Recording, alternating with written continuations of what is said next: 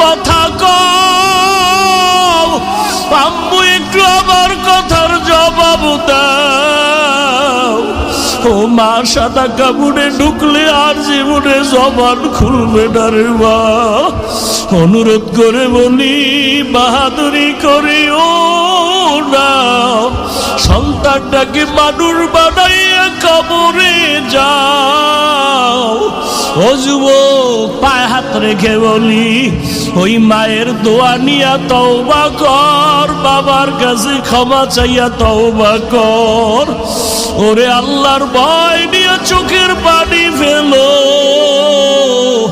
চোখে যদি পানি না আসে, মনে করিও গুনার কারণে আমার মাওলা বেজার হয়ে গেছে। মাওলার কাছে কান্না করো, আর ডানে বামে তাকায় দেখ কত বান্দার চোখে পানি। তোমার আমার চোখে কেন পানি নাই? গুনার কারণে আল্লাহ বেজার হয়ে গেছে।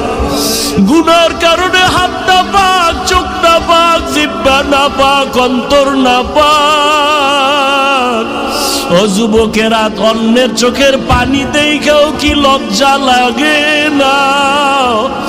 ওরে গুনাহগার হইয়া কবরে গেলে জাহান্নামের আগুন কেমনে সহ্য করবি রে বাবা?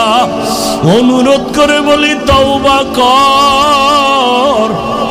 ওই সাদা কাপড়ের প্যাকেট যেদিন ঢুকবি, দেখবি খাটের মধ্যে উঠায়া যখন ঘরের পিছন থেকে জানাজার ময়দানে নিবে, জানালা দিয়া আম্মু ডাকবে আর বলবে, আমার বাবারে কই না।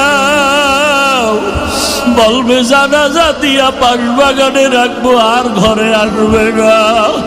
আম্মু বলবে, একটু মুখটা খুইলা বাবার চেহারাটা দেখাইয়া যাও। আমার বাবার চেহারার জীবনে বুঝি দেখা হবে না।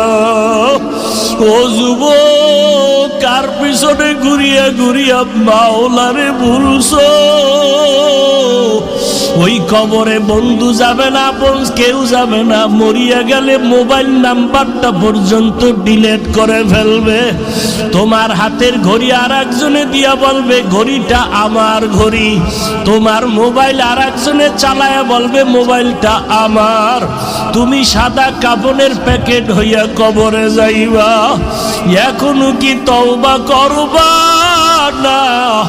মাওলার কাছে গোপনে একটু ডাকো আর বলো, দয়ার মালিক,